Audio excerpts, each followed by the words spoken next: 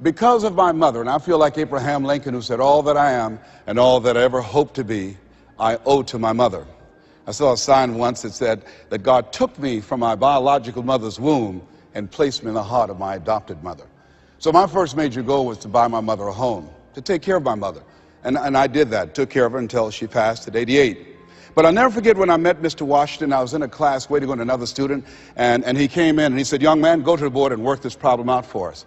I said, oh, sir, I can't do that. He said, why? I said, I'm not one of your students. He said, look at me. I said, yes, sir. Go to the board and work the problem out anyhow. I said, sir, I can't do what you're asking me to do. He said, why? Sir, because I'm educable mentally retarded, sir.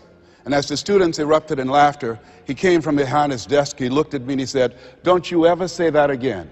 Someone's opinion of you does not have to become your reality. And that was a turning point in my life. On one hand, I was humiliated. But on the other hand, I was liberated, because he looked at me with the eyes of Goethe, who said, look at a man the way that he is. He only becomes worse. But look at him as if he were what he could be. Then he becomes what he should be. I've found that most people fail in life, not because they aim too high and miss. Most people fail in life because they aim too low and hit. And many don't aim at all. So raise the bar on yourself and don't ask how you're going to do it. I'll never forget when I decided that I wanted to become a motivational speaker. I saw the late Dr. Norman Vincent Peale, and my heart said, I can do that. But my mind asked the question, how? And for over 14 years, I would go see Zig Ziglar and Dr. Norman Vincent Peale and Jim Rohn and different speakers, and I would be in the audience, and my heart would pounce and say, you can do that, Les. And then when I would leave, I would be going to the parking lot, and my mind said, how are you going to do it? And I spent so many years trying to figure out how. I wasted 14 years. How many of you ever procrastinated? Raise your hands, please. Yeah, see, so as you begin to think about your goals, the most important thing is, and write this down, commit yourself. See, once you commit yourself, the how will come, the way will come. Once you commit yourself, you will then figure it out. And if you're going in the wrong direction, all you have to do is turn around and go in the other direction. You will figure it out. You want to begin to just challenge yourself. You want to stretch yourself, because you really don't know what you can't do.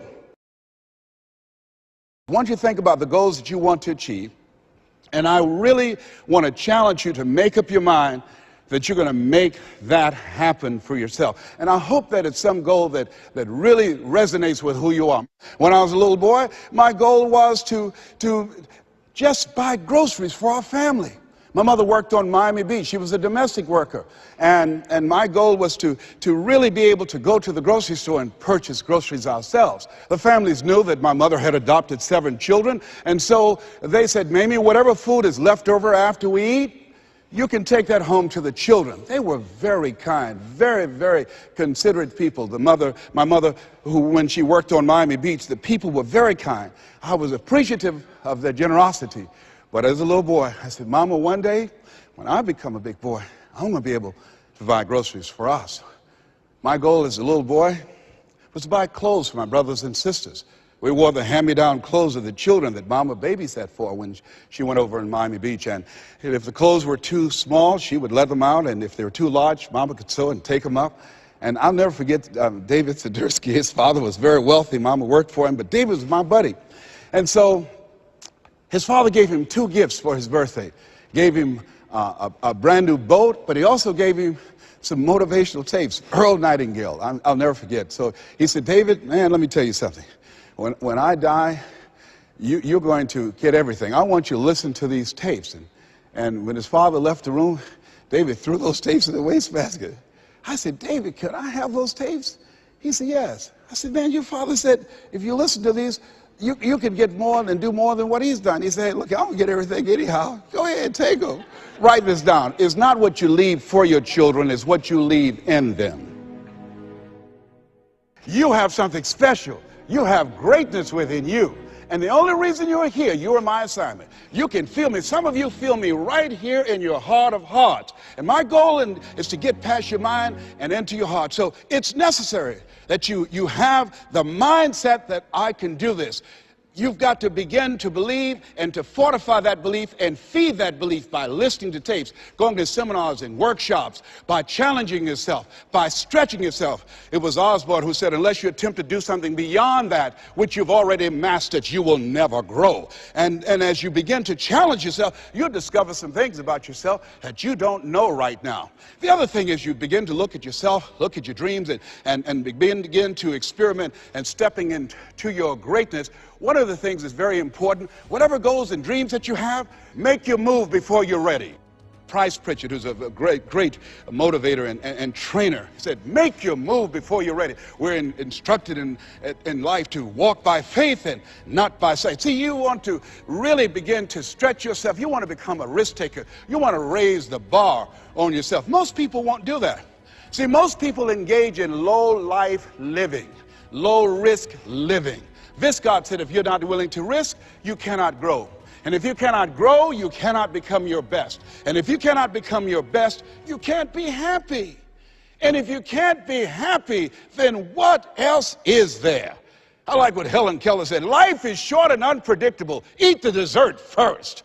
And so you want to begin to take some chances. You want to begin to challenge yourself and make it okay to fail and learn from your failures. Don't allow fear of failure and the allure, the attractiveness of playing it safe in life to draw you in. You can't get out of life alive. You've got to die to leave here. Other thing is you look at yourself and look at your dreams, detoxify your life. Write that down. See, I think that most people never achieve their true goals in life because they're surrounded with too many toxic, negative, energy-draining people. You've got to look at the people in your life and ask yourself the question, what is this relationship doing to me? How is it impacting my life? Am I a better person? Sidney Poitier wrote a book called The Measure of a Man. In there he said, when you go for a walk with someone, something happens unconsciously. It's not spoken. Either you adjust to their pace or they adjust to your pace. Whose pace have you adjusted to? See, you want to surround yourself. My daughter, Ona Brown, who's a speaker and coach, she says, call forth your team, but make sure these are people that you can learn from. It's possible you can live your dream. It's necessary that you have the mindset that I'm going to do this. But you've got to take ownership. You've got to decide, hey, I'm going to do this. You've got to take responsibility for your life. George Bernard Shaw said the people that make it in this life, they look around for the circumstances that they want, and if they can't find them, they create them. You've got to decide, it's me. You've got to say, and say this with conviction, I expect to win. I think it's important that we say that. You know, if you ask most people, do you want to become successful? They will say yes. Took my oldest son for a walk, my namesake. You know, we always expect our children to do far more than what we do. Said, Calvin, he wants his own identity. He's Leslie Calvin Brown, Jr. I stopped him, looked him in the eyes, and said, do you want to be successful, son? He said, yes, sir, Dad. Very good. Let's walk, son. Walk further. Stopped him again. I said, Calvin, look me in the eyes, son. Yes, sir, Dad. Do you expect to be successful, son? And he stood there and he looked at me and his eyes got glassy. And he said, let's walk. And the reason that he said, let's walk, because my son is very bright. Of all my children, he's perhaps the smartest one. But Calvin now, over 30, Calvin now, a single parent of 2 daughters, good father. Calvin, now at this stage of his life, he's behind on his dreams. A lot of talent, a lot of abilities. Very conservative. One of those people, great mind, but he just hasn't developed that, you know, things that we want our kids to have that, I want it. Calvin, you got to kick it up a notch, son. You never thought you'd be in your 30s. You got to kick it up a notch. You got to increase your energy in order to live your dreams. You can't be casual about your dreams. Bill Bailey said, if you're casual about your dream, you'll end up a casualty. Shake someone's hand on your right and left and say, kick it up a notch. Yes. Yes.